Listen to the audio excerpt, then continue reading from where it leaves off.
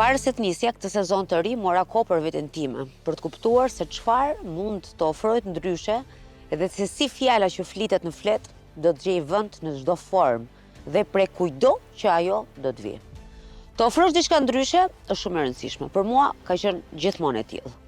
Edhe pse unë e kam bërë duke qenë thjesht vetja ime, edhe me koston që të tjerët mbase nuk do të kuptojnë, sepse dita do të vi dhe në fund moskuptimi do të marrë fund. Dhe ajo ditë mendoj që fillon prej sot. Prandaj e kisha shumë me rëndësi se kush do të fliste i pari në këtë sezon të ri. Dhe jam shumë e lumtur që në Flet kam kënaqësinë e të paturit të kryegjyshit botror të Bektashimve, Edmond Brahimaj, ose siç të gjithë e njohim, Baba Mondi. Po përpara se të shkoj brenda, dua ta nis me këtë. Unë nuk jam as i krishter, as hebre, as musliman. E thot Rumi në fakt. Babai çdo na thot sot.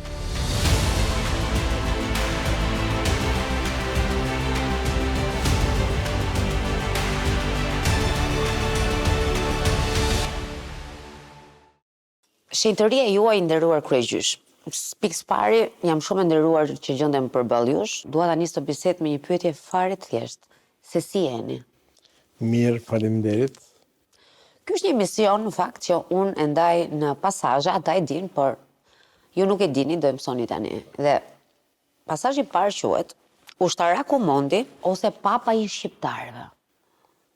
Siç dihet, dhe në kohën e sistemit që kaloi, në 67 u mbyll besimi fetar, edhe çdo gjë u ndërpre për besimin, për gjithë njerëzit, jo vetëm për ne, për gjitha besimet.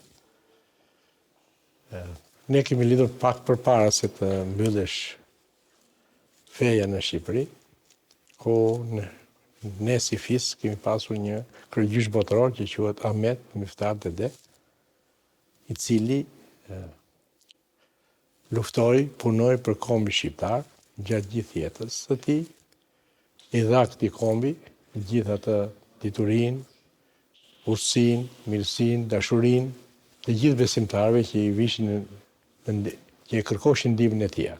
Kështu dhe një nga këta momente edhe nëna ime, e cila ishte Merushe Brahimaj, edhe Hussein Brahimi babai, nuk kishin fëmijë dhe vjen e thon Dede Ahmetit për të dhënë një djalë ose një vajzë, ka rëndësi, po për të dhënë një fëmijë.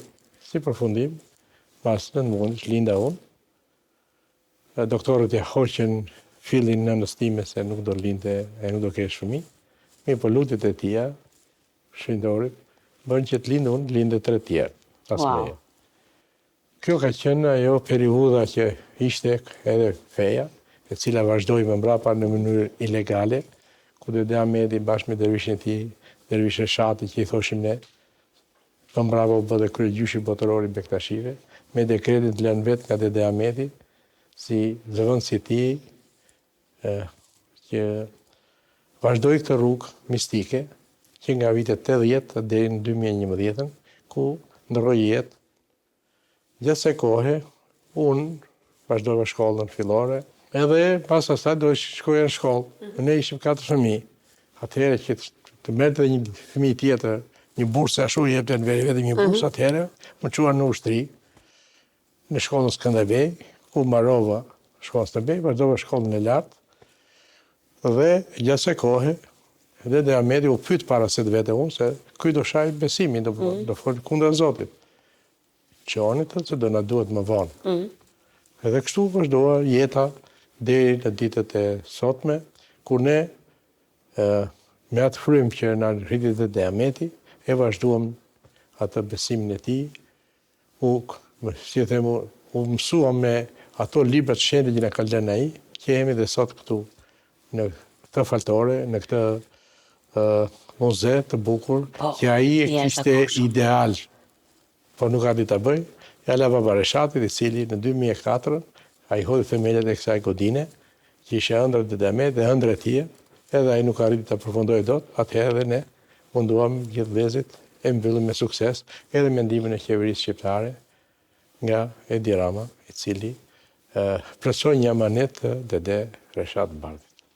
Mo sot kam vendosur një kollare, ashtu siç ju keni ngjyrën e asaj që simbolizon dashurinë dhe respektin. Unë jam vetë Bektashie, kështu që është një kënaqësi e dyfisht sot që edhe një nder i dyfisht që t'jem përballë. Po e ritheksoj edhe një tjetër përballë jush. Por ju keni lindur në një familje Bektashie. Tani këto gjurmët që edukimi ushtarak ka lënë te personi që jeni sot.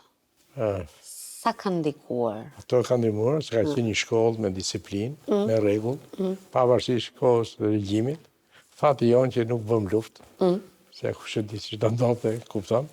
Po Zoti ka dashur që neve të jemi paqësor, pavarësisht se luftuam për ta mbrojtur kombin ton, se kështu ishte edhe ideali, dhe ne kemi dhënë maksimumin në atë kohë. Kemi edukuar breza njerëzish, rezervistë, ushtarë, deri në 90 unë, pasandaj kam kaluar, kam zhveshur, kam dali pa aftë dhe kam filluar këtë jetë të klerikut dhe dervishit Bektashi. Gjithashtu, gjatë kësaj kohe, nëna ime, se me që jam fëmija i parë, na edukonte, të punoshim, të bëjshim, të ndihmoshim familjen, që kur kam marrë klasën e 6, unë kam qenë në punë. Punoj dhe vazhdoj edhe shkollën. Jo. Në shkollë, gjatë periudhave, baba im ka qenë ekonomist, edhe na fusën punë për mos u bërë me u marrë me gjëra të këqija. Për të mos që unë gjithmonë kam qenë i angazhuar në këtë drejtim, domethënë prindin kanë ndihmuar që unë jam sot këtu. Ajo edukata atyne, edhe që jam edhe dervish, është edukata e nënës, e cila thoshte si su bën një nga fëmijët e mi, thotë që i shërbej Dede Reshatit, si që i shërbeu Dede Reshatit Dede Ahmetit. Ajo u ngulin në mendjen time, edhe në 89 i them Dede Reshatit, o hap kufit, o hap të qetë. Ishte bërë Shumë e bukur kjo. E pa, si të them unë, varfëria në kështë bërë në atë gjendje, edhe populli si që djesh kuptohet, po edhe ushtarë nuk mbashin më, se varfëria bën të vetën. Kështu që ne ishim kufi, vitin parë, edhe a i tha duro një vit. Edhe unë durova që në 90-ën u hapën ambasada, aty filloi pasaj procese demokratike, era dhe muri Berlinit, pra të gjitha këto ndikuan të neve që erëm në këtë ditë jemi sot. Si kishit menduar të ardhmen dhe planit që kishin me veten kur hodhët hapat e parë të këtij formimi? Se unë, si them, duke qenë familje Bektashiane, duke qenë me frymën, edhe në kohën e komunizmit ne kemi bërë të gjitha agjërimet e Imam Husseinit, edhe të Ramazanit që kemi sot, edhe të agjërimit edhe të Ashures, po edhe të kësaj të Sultan Novruzit cili vjen, edhe si vjetë kemi 85 vjetorin e hapjes kryegjyshatës botërore, ndikuan tek unë që unë të formoj edhe kam marrë këtu, duke qenë i përgatitur si kuadër dhe duke marrë me njerëzit, më kanë dhënë të aftësi që kam sot, pra duke përplasur me mendime të ndryshme, duke dhënë urdhra në atë kohë, edhe sot erdha si dervish, kam punuar 5 vjet, pra kam dhënë maksimumin të gjitha këto që shikoni ju ato kodinat, janë restauruar nga Naime, plus që kam qenë edhe me lopë, si i themi ne, për të ushqyer të qenë, se ashtu ishte, dervishi do t'i bëjë të gjitha punët, edhe pasaj në 94 fillohet të merre me pronat e Bektashive në gjithë Shqipërinë, po edhe jashtë saj, siç është Maqedonia, Greqia, Kosova, Malizi, Turqia, gjithandej. A ka diçka që ju a ka dhënë ushtria që të qetë nuk ju a japin dot? Të shti, ne kur ishim në ushtri, nuk mendoshim se do hapesh besimin. Dede Ahmeti kështë thënë që do vi një ditë, thot, po unë zojem gjallë, edhe kështu që ne në 90-ën, bashkë me Dede Reshatin, se kam qenë një nga udhëheqësit e mi shpirtëror, Dede Reshati që kundroi Dede Ahmeti, edhe nuk kemi shkëputur gjithkohon. Edhe me mësimet atij, plus edhe lexoshim libra që të besimit që tregoshin se si kishin vuajtur Imam Husseini, profeti Muhammed, të gjithë profetët nga Ademit e Muhameti, nga Muhamedit e rënjën me Kerbela Imam Hussein me 72 dëshmorë për të vërtetën, për demokracinë.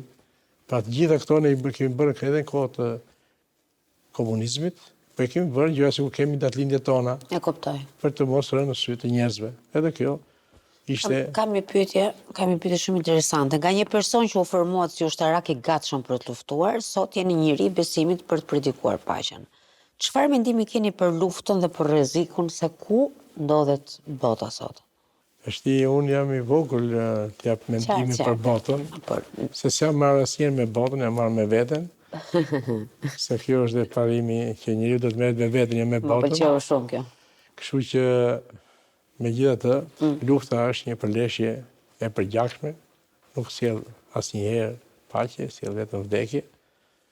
Prandaj ne lutemi Zotit që në këtë rëmuj që është, në këtë kaos që është bota sot, lutemi që udhëheqësit që udhëheqin botën, t'i falen Zotit dhe t'i kërkojnë ndihmën atij për një paqe marbotërore, që edhe ata që luftojnë aty dy palët janë bi nënash, edhe udhëheqësit duhet të jenë të kujdesshëm në këto raste për arsye se humbja e njeriut ose vrasja e njeriut është sikur të vrarë gjithë njerëzimin. Prandaj lutjet tona drejtohen vetëm për paqen, për dashurinë dhe mirësinë mbar njerëzore. Shiko, në Shqipërinë asaj kohë që imponoi vetëm ateizëm, a ka patur ndonjë moment që ju keni patur dyshim në besimin tuaj ndaj Zotit? Njëherë ne u rritëm me atë sistem. Mi po, në shtëpinë time ka qenë një sahat që keni këtu, i cili ka qenë Dede Ahmeti. Edhe thoshte kryegjyshi botëror Ahmet Miftar Dede. Edhe unë e pyes në çështë Baba Madhi, se ashtu i thëshmi ne. Ashtu i thëshmi, po Baba Madhi. Pra, me Baba Madhin u rritëm pasandaj aty avash se librat e Dede Ahmetit dhe Baba Madhi kemi pas shtëpi neve. Edhe kur djegsh familja ime që na ka ndruar jetë një motor, ato shpëtuan. Zoti bëri mrekulli që ato mos ne kemi lexuar në kohë, po ishim dyshim marksizmi fliste ndryshe, edhe to fliste ndryshe. Po avash, dhe ne u qartësuam, edhe me fjalën e Dede Ahmetit, edhe me Dede Reshatit më mbrapa, i cili ne ka qenë një pishtar për rrugën tonë të drejtur të Bektashive. Cila është eksperienca që ju ka lënë më shumë brez prej momentit kur zgjodhët i dedikoheshit besimit? Sakrifica është ajo që e bën njeriu të përballet me çdo lloj problemi që ka jeta dhe vuajtje të bën që të jesh njeri i devotshëm për veten dhe për njerëzit. Ndryshe nuk arrin dot. Prandaj edhe neve lutemi Zotit që njerëzit të merren me punë, e cila ajo e largon njeriu nga gjitha të këqijat. Edukata, shkolla, të gjitha ato janë që ta bëjnë njeriu të ditur, të përballet me çdo lloj vështirësie. Siç thot profeti Muhamet, po siç thot dhe Kurani, siç thon librat e shenjta, Zoti thot, isha thesari i fshehur, dëshirova të mësoj, krijova njeriu me njoj. Kush ka njohur veten, ka njohur Perëndin. Dhe kjo është ajo që ne i themi njerëzve, ose u shpjegojmë njerëzve që kush ka njohur veten, ka njohur Perëndin. Pra njeriu duhet merret me vete, ta edukoj, të sakrifikoj dhe të ecë përpara me dashuri, me paqe dhe mirësi. Kalojmë një segment tjetër që quhet Islami shqiptar. Shumë interesante, babait kjo do t'i pëlqejë shumë. Shqiptarët deklarojnë si musliman, por në fakt shumica e tyre janë bektashi. Si shihni këtë raport? A janë shqiptarët që i përkasin Islamit bektashin pa e ditur? Si dihet feja islame është ndarë dy degë të mëdha, Suni dhe Shia. Po kudo që janë, edhe Shiat, edhe Sunit, janë vëllezër, kanë një fe, kanë një Zot, kanë një Kur'an, kanë një profet, i cili udhëheq njerëzit në rrugën e vërtetë. Siç thot profeti Muhamet, feja është mendja. Kush s'ka mend, atë s'ka fe. Ne këtë e kemi në fakt. Kështu që mirë po e them këtë, por mua më pëlqen shumë kjo. Diku e kam dëgjuar këtë për jush. Po. Dhe e kam shënuar në telefonin tim. Kjo është pra Zoti e udhëheq njerëzit në rrugën e vërtetë. Prandaj kanë ardhur profetët, nga Ademi deri te profeti Muhamet.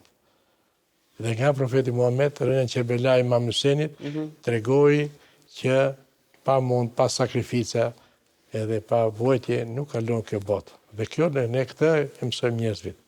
Njerëzit, të thash dhe njëherë, do të vetë me punë. Puna, dituria e çon njerëzimin përpara. Çfarë nuk është bërë mjaftueshëm dhe çfarë duhet bërë që shqiptarët ta njohin dhe t'i rikthejnë traditës bektashiane dhe ta pranojnë veten si të tillë? Nuk ka problem për mua dhe për ata që janë besimtarë. Besimtari në çdo kohë beson Zotin. Ne i tregojmë rrugën e vërtetë. duke e udhëhequr me shembull personal. Pra, bëni si shtem unë, po bëni edhe bëni si bëj unë, si bëj unë. Qartë. Kështu që Islami kudo në Shqipëri është musliman. Ka musliman suni, ka dhe musliman shit. Këtu do të qëndrojmë pranë tek sunitet. Sunit, po. Cilat janë dallimet? Dallimet midis bektashive, i shpjegoj unë. muslimanëve sunita mendoni që ka paragjykim dhe stigmatizim kundrejt bektashimve për këtyre? Sunit dhe bektashit, domethënë shitet janë vëllezër më ime. Po. Nuk është faji i fesë, faji është i udhëheqësve të fesë, të cilët do ta interpretojnë me drejtësi dhe me paqe Kuranin, fjalën e profetit, se janë udhëheqës. Nuk është faji i besimtarëve, është faji i udhëheqësve. Nuk është faji i popullit, është faji i udhëheqësve.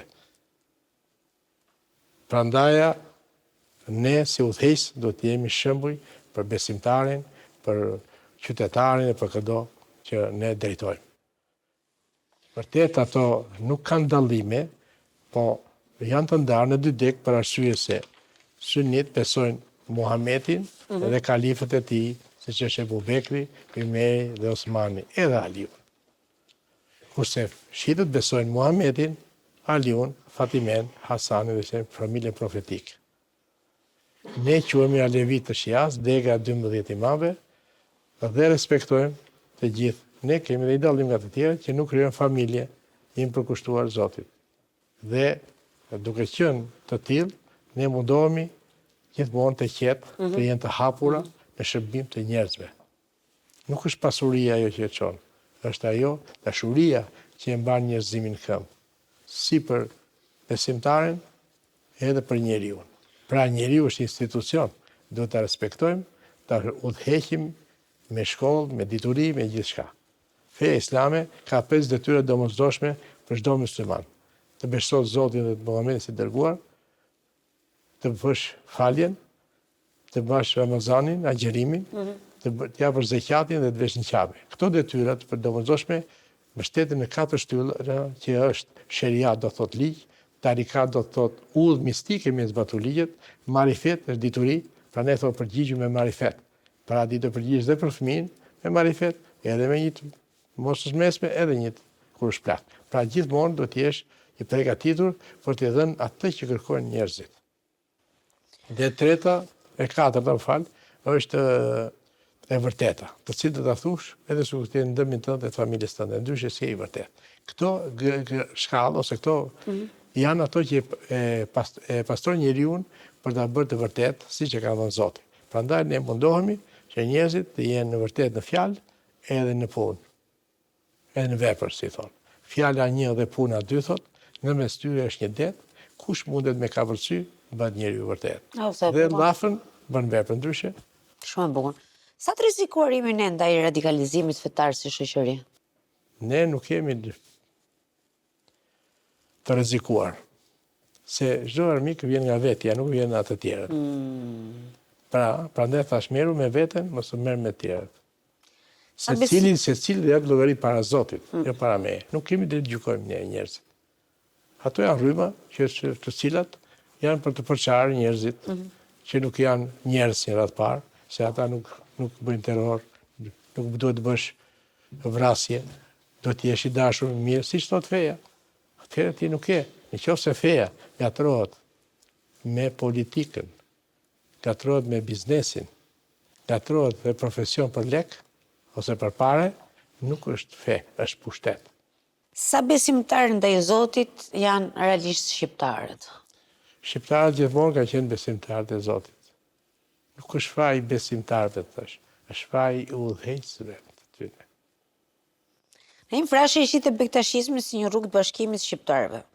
Duke parë këtë si formë besimi, si pjesë të identitetit tonë dhe e kthyer në një dimension nacionalist, mendoni se po të ishte bërë realitet dëshira e Naimit, ne mundet të ishim më mirë se çemi? Jo, një kohë mberojnë dy gjëra. Prona edhe fiset, ose raca që shtemi ne. Të dyja janë shkatruar. Shumë e bukur kjo. Prandaj, duhet ta kuptojnë shqiptarët, s'kan faj shqiptarët edhe njëherë. Fajin e kanë udhëheqësit. Populli gjithmonë shkon dhe vepron siç i thonë, siç janë ligjet e shtetit. Ne respektojmë. Se shfaqja aty ne. S'ka punë, të hapin punë, njeriu do të gjej punë. Jo të rritë të presi, atë marrë pensionin, atë marrë në gjë tjetër. Njeriu gjithë jetën do të punoj. Se thash puna është farsë. Nëse nuk bëhet me dëshirë, thot profeti, do ta shtysh tjetër punoj. Se duke bërë punë, ha të bëj edhe këtë, ha të bëj edhe atë, të bëj edhe ikën dita, s'ke kohë të mendosh. Edhe të mendosh edhe gabim ose edhe mirë. Pra, kjo është ajo që e çon njerëzim përpara. Edhe me dituri, patjetër, do të jesh i zhvilluar si njeri. Që ti përballesh kohës siç është sot. Siç është sot teknologjia. Teknologjia sot do të përdoret për mirë. Mund të përdorësh për keq. Prandaj është ndarë mira në keqja. Prandaj dallohet. Pra jemi njerëz. Të dallojmë të mirën atë keqje, të marrën atë zezën. Kjo është. Do ndalim pak të historiat e te baba Abbas Hilmi, i cili ishte kryegjysh në kohën që komunistët sapo kishin marrë pushtetin. Çfarë mund të tregoni për vrasjen e dy baballarëve dhe vetvrasjen e tij brenda kryegjyshatës? Mendoni se ndjente rrezikun që do të cilte diktatura komuniste? Ata prandaj janë baballarët e dinin shumë gjëra se si dinë të tjerët. Prandaj ata do ta merreshin me zor kryegjyshatën, që baballarët tanë martoheshin. Ne kemi që nuk do të martohemi. Nuk të detyron njeri. Kur vjen të bësh bektashi, ne themi të herë, mos hajde, jo hajde. Mos hajde, se rrugë e vështirë. Jo, unë do vi. Bujru, mos u kthe, mos tradhto. Nuk trahton mua, trahton vetë se ti je vetu para Zotit. Prandaj edhe ata detyruan ta bëjnë atë. Nëse do ishte bërë ajo, nuk do kishte më bektashizëm. Asa bukur. E dyta, u shty fe edhe për 20 vjet. Se ka bërë bujë ndërkombëtare vrasja e dy baballarëve në kryegjyshi. Kështu që prandaj neve mundohemi të jemi korrekt me veten në bazë të ligjeve që na ka lënë fara tanë. Edhe librat e shenjta. Sa kanë sakrifikuar bektashin për Shqipërinë? Shumë. Gjithmonë kanë sakrifikuar bektashin. Kanë bërë, jo vetëm Shqipërinë, por kanë bërë dhe shtete. Ka dhënë ndihmën në Greqi, ka dhënë në Turqi, në Egjipt, kudo në lidhjen e mesme. Bektashit kanë qenë gjithmonë paqedashës. Faja islami ka ardhur në Bakllan me paqe. Kanë ardhur dervish të baballar bektashi. Pastaj ka ardhur islami shtetëror. Pra ne kemi ardhur të parë dhe kemi shtruar atë besimin tonë me dashuri, me paqe, me mrekullitë e baballarëve, siç është Sari Salltiku. Krye qyteti bekuar prite Skënderben, po të vjen si pallomi i shkuar të shpëtojmë më dhe ku ishte, po ishte Sari Salltiku.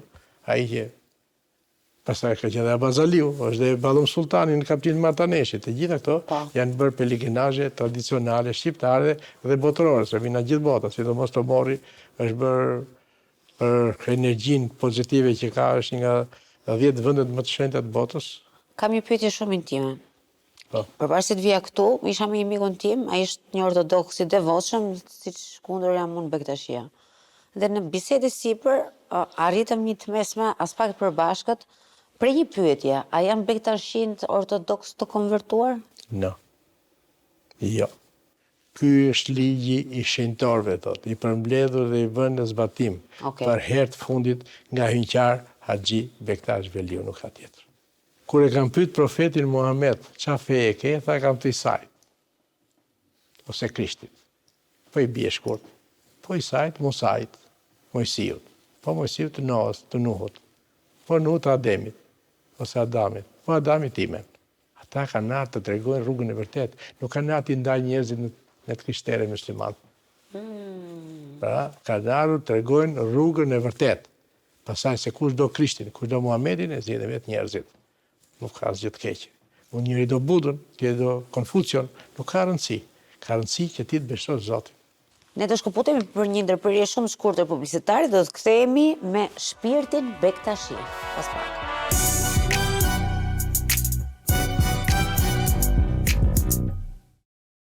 Shpirti bektashi, kështu quhet segmenti tjetër që kemi. Cilat janë ritualet e faljes që bëjmë bektashin, pasi shumica e njerëzve nuk kanë as fare informacion?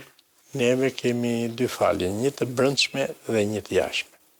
Sultan Novruzi, Ashurja, që bën një të jashtme, po ka dhe falje të brendshme. Vjen kur Fitër Barian për shembull, ne bëjmë faljen tonë të brendshme edhe pastaj vemi falim edhe me vëllezërit tonë musliman atje. Te qeja i bën të dy faljet. Ka edhe drejtim kibles, po ka edhe drejtim që ne të gjithë i falemi fytyrës së njeriut. Cilët janë 12 imamët dhe sa i rëndësishëm në ndryshim nga besimet e tjera është njeriu për Bektashin? Mas profetit Muhammed nuk kishte profet tjetër. Kështu që një nga ata është Imam Aliu, i cili krijoi imamatin. Aliu me Fatimen krijuan fëmijët e tyre Hasanin me Huseinin, që është familje profetike e shenjtë, se me këta të pesë, duke i hedhur harkan, doli në debat me të krishterët kush ishte feja më e drejtë. Ata nuk dolën në takim. Hoqën dorë. Kështu që këto i thonë librat e shenjta, nuk i them unë, por janë ca gjëra që nuk mund i kuptojnë dot njerëzit, prandaj do të folim me ato që ata e kuptojnë. E qartë, më pëlqen dhe kjo shumë. Si pendohet një Bektashi përballë mëkateve të tij? Unë e di se si pendohet. Unë jam njëri që më gatoj. Po më dakord, unë Dhe pendohem të ta shpjegoj. Njëherë kur betohesh dhe bëhesh Bektashi, nuk ato që janë pa dashje, quhen pa dashje. Pa dashje. Ato me dashje nuk dënohesh të Bektashizëm. Edhe Kurani thot, edhe profeti Muhammed thot, kur një njeri e ka kuptuar se ka bërë gabim dhe nuk e përsërit më, është i falur. Ama po vazhdoj prapë në atë rrugë, është vetë djalli. E di kush është armiku më i madh i vetes tënde? I thot dikujt. Ti i përgjigjet. Po. Po prap ai Po. personit i fjalës. Njeriu. E di, bota shkon lëmsh se nuk ka udhëheq shpirtëror. Po. Dakord? Prandaj duhet çdo njeri do të ketë udhëheqjen e vet shpirtëror. Unë do të doja shumë të ishe Ferdinandi udhëheqësi. Edhe Krishti edhe Muhameti thonë, një njeri që nuk ka udhëheq shpirtëror ti është djalli, ego jote personale. Ego. Çfarë simbolizon ngjyra e bardhë dhe jeshile që ju mbani veshur? Bardha është pastërtia, paqja. Jeshilja është nuri i Zotit, themi ne. Drita e Zotit është jeshil. Edhe kjo jeshila që mbajmë ne është gradë shpirtërore, prandaj mbahet. E bardhe ka dervishi, edhe babai, kurse gjyshi dhe kryegjyshi e kanë jeshil. A është Bektashizmi një udhë që mbërrinte Zotin nëpërmjet të kuptuarit dhe jo të nënshtruarit? Nënshtrimi krijon pushtet. Ne jemi me të kërkuar. Edhe me duke udhëhequr nga udhëheci shpirtëror, punë veç te Zoti, siç ke lindur. Po ti zbatove ato që për ato që je betuar. Do kalojmë në një segment tjetër. Po të mos isha sabër. Baba, a keni qenë ndonjëherë i dashuruar? Po, me Zotin. Çfarë mund të kishte ndodhur ndryshe në të shkuarën që ju të mos kishit bërë këtë zgjedhje? A mund të ishit dikush tjetër? Po dhe mund të ishe. Së ishe ky që jam të dish. Çfarë ju lëndon më shumë sot? Më e keq për periudhën që po kalon njerëzimi. Që nuk janë kthyer Perëndis. Po janë kthyer gjithë diçka e tjetër, paras dhe pakngopsisë që nuk ka fund. Si është raporti me durimin për një Bektashi? Si është eksperiencia juaj? Ja, durimtar jam unë. Derisa kam marrë deri këtu. Durimtar i madhërisht. Jam i detyruar. Edhe Zoti thotë jam me durimtarët. Kështu që po zurove, prandaj thotë, mund ta marrësh hakën vet, po më mirë të ma lësh mua, thotë. Kështu që ne duke lënë Zotit, e di vet ai. Nuk kemi drejt gjykojmë njeri. Po kur mbaron durimi, çfarë ndodh? Nuk mbaron asnjëherë durimi. Atëherë vjen Perëndia tak, të njëre, të jep dorën. Vatikani Bektashi. Kalojmë në një segment parafundit, mendoj. Ka kaluar një vit nga ideja e propozuar për krijimin e një shteti Bektashi. Ka progres mbi këtë ide apo është arkivuar gjithçka? Nuk arkivohet asnjë gjë që fillohet. Pra përgjigjen e morëm. Po, më trego diçka më shumë. Ne kemi disa vjetë, domethënë nga 30 vjetë që kërkojmë një status diplomatik të kryegjyshatës botërore bektashiane. Nuk mund të jetë një qendër botërore OIF. E kështu që atëherë ne kërkojmë të status. Shteti ka menduar ta bëj shtet, ta bëj mini shtet, ta bëj urdhër. Unë jam për shtetin Bektashi. Ajo për shembull, ai atë di ai, nuk mund të ta gjykoj se ta paragjykoj unë atë. Çfarë do vendosi shteti ndaj meje. Atëherë kur vendos shteti, atëherë hym neve pasandaj për ta njoftur të shtet ose për të njoftur ne se ndërkombëtarisht siç jemi si kryegjyshatë botërore bektashiane. Atëherë duke patri stet, atëherë do përballemi edhe me shtetet që ku janë bektashit, nuk i kanë të drejta, se pjesa e madhe e bektashive në botë janë, si ta them unë, sekret, ose për arsye të islamit politik, i cili nuk i ka qef shumë tarikatet mistike të fesë islame. Jam shumë kurioze di në fakt në rast se shteti Bektashi do të krijohet, struktura do të jetë e shtetit do të funksionoj si modeli Vatikanit? Të do të shohim.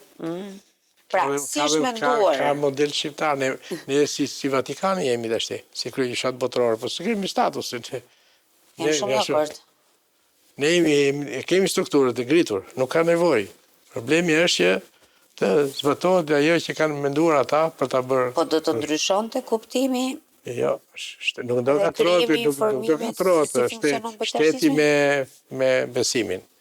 Shteti do vazhdojë rrugët për të vazhduar, për të njoftur, për të dhënë të drejtave shqiptarëve, kurse kryegjyshata botërore është tjetër gjë, domethënë në kuptimin e besimit. Ata ku janë do mundohen të ringrejmë, të flasim me ta, e të japin të drejtat që dhe bektashi, si do pjesa tjetër e njerëzimit, të ketë drejtat e veta kudo që jetë në botë. Bektashit shqiptar ka qenë një shtyllë shumë e rëndësishme në përpjekjet për pavarësinë e Shqipërisë. Mendoni si i vlen shqiptarëve ndarja këtij komuniteti në krijimin e një shteti tërësisht pavarur? Po të bëjmë pyetje, ç'u mbet Italia nga Vatikani? Shumë pyetje bukur, unë do të thoj asgjë. Atëherë ne shqiptarë jemi, çfarë do të bëjmë Shqipërisë? Qartë. E kemi dhënë, ai i masakruar për Shumë Shqipëri. dakord me ju. Skënderbeu, Bektashi ka qenë, që i mlodhi. Kush i ka bërë përveç Skënderbeut? Asnjë. Isha atje. Isha Bektashi, babajnë Bektashive e ka djegur gjallë sultani. Se i tha ti ke të drejta si të Skënderbeu këtu prapë. Dhe ai ka vetë këtë për kombin e vetë. Pse sa i theu rregullat e besimit tonë. Ushtria e Jeniçere do ishte 12.000, po racë turke, jo racë tjetër. Ata e shkelën, e bën 47.000 dhe morën edhe në raca tjera. Prandaj ndodhen ato që ndodhen. Edhe masakrun dhe pastaj edhe në punë Bektashit. Gjoja sigur kishim prish fen islamin e. S'prishim vetëm kemi ndrequr dhe kemi dhënë njerëzimit. Kudo që kemi qenë. Tash Greqi thash, tash Turqi, tash në Egjipt, kudo. Bektashit janë paqëdashës. Ata e kanë lidhjen e mesme. Të gjithë vëndet e shenjta të fillu me Qabin e me Dinene, me Irakun e Haxhi Bektashin e gjithë ato ne kemi rujt. Bektashit kanë qenë ata paqësorët e që kanë rujt këto. Jam shumë dakord me ju. A është kryegjyshata në Tiranë autoriteti më i lartë i grupimeve tjera që janë në dekën e bektashizmit dhe jetojnë në Turqi, në Iran, në Azerbajxhan e të tjerë? Ku është kryegjyshi botëror, është kryegjyshata botërore. Kush është kundërshtari më i madh për krijimin e shtetit Bektashi? Nëse kemi një tillë, pse dhe si e mendoni? Nuk kemi kundërshtar. Ne nuk njohim.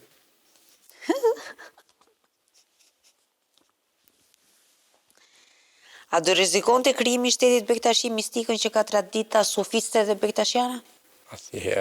Asnjëherë. Neve jemi pjesa mistike e fesë islame. Nuk ndryshojmë gjë. Mund të ndryshojmë jetesën, po faljen asnjëherë nuk e ndryshojmë. Është e njëjta falje që është bërë në të gjitha kohrat. Inteligjenca artificiale përballë Zotit. Po më mbarojnë pyetjet, jam shumë e trishtuar, po do t'i bëjmë vetë. Inteligjenca artificiale është për zhvillimin e njerëzimit. Ja. Nuk është kundra njerëzimit. Pastaj kanë bërë njerëzit. Sa e rrezikon inteligjenca artificiale të kërkuarit të përgjigjeve të Zotit? Asnjëherë. Se pengon. Se marrëdhënia e njeriu me Zotin është direkt. Është direkt, është drejt. Ko është njeriu. Duhet ta kuptosh dhe një gjë, se thot Zoti e bëra njeriu me shembulltyrën time. Ti je Zoti në tokë. Para e dyta, nuk më nxë as qielli, as toka, as dheu im, thot, më nxë zemra e besimtarit bindur. Ti e ke Zotin me vete. Këtu është froni i Zotit.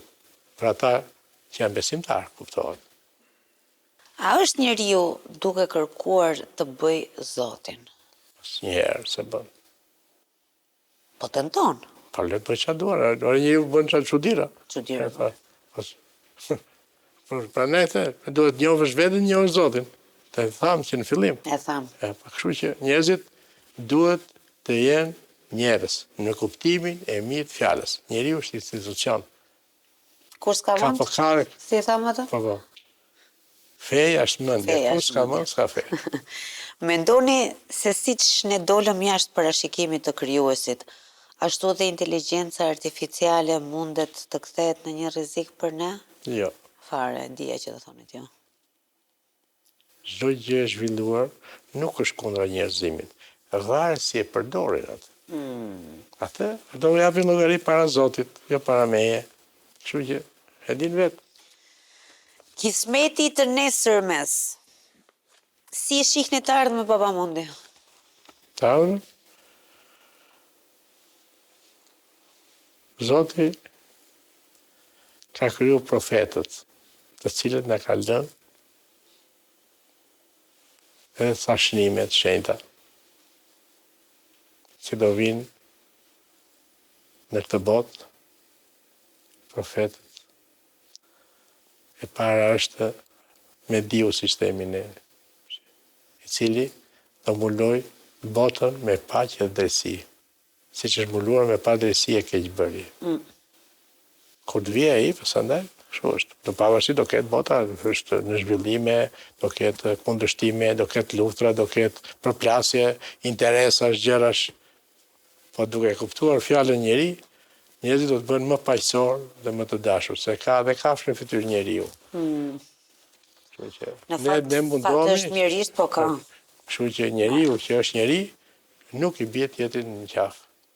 E konsideron si veten e vet, e do me shpirt. Kjo është. Sa është fat dhe sa është zgjedhje ajo që ne bëjmë? Fat njeriu ka një herë në jetë, o kur lind, o kur martohet, ose kur vdes. Po pjesa tjetër? E kuptove çfarë thash? Atë e bën ti. Të Zotit ka lënë të lirë. Prandaj thonë mos e vur zgjedhën vet kur unë kam lënë të lirë. Amor Baba Mundi. Dakor? Dakor. A ka njerëz pranë jush baba që përcjellin dritë për të nesërmen në shërbim ndaj urdhrit bektashi? Njeriu është vetë dritë shpirti i babait. Energjia që ka njeriu është e aqe madhe sa njeriu nuk e kupton. Se po ta kuptoj, nuk bën as gabime, as faje, as e shkel ato rregullat njerëzore. Nëse do ta identifikonit veten me një fjalë të vetme, kjo është pyetja e fundit, cila do t'ishte ajo? Durim. Baba. Unë baba jam, kështu që. Do ta mbyllim me një mesazh? Po. Si thuaj. Unë për shembull doja ta mbylla me këtë sot. Po. Dashuria është feja dhe besimi im. Dhe zemra ime është e fortë për çdo gjë dhe e aftë për çdo formë. Kjo më erdhi ta shkruaja kur po vija rrugës drejt jush. Po. Po juve? Dashuria një mban njerëzimin në këmbë. Njeriu është më përkryer kësaj bote, i cili ka mendjen që dirigjon të gjithë veprimet e veta. Prandaj feja është mendja. Kush? Kush s'ka mend, s'ka fe. Unë emisionin tim kam një dhuratë për të gjithë ata që bëjnë pjesë. Këto janë një palë syze, ensuatini.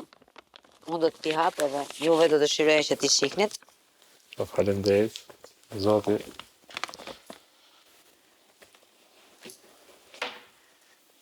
Faleminderit. Po do t'i hapim t'i shojmë çfarë modeli janë? Po. Shumë faleminderit. Faleminderit, janë syrë Faleminderit, djeli. po. Rofshi, Zoti u plotësoj dhe juve dëshirën. Durimi për atë dashur miq, kjo është signifikativa kryesore, ky është thelbi i gjithçkaje. Unë do dëshiroja ta mbyllja vetëm me atë që baba i tha. Si fjalë identifikimi, apo jo baba? Po. Durim. E paçi, jo vetëm sot, por çdo herë. Bashkë do shihemi të njëjtën tjetër.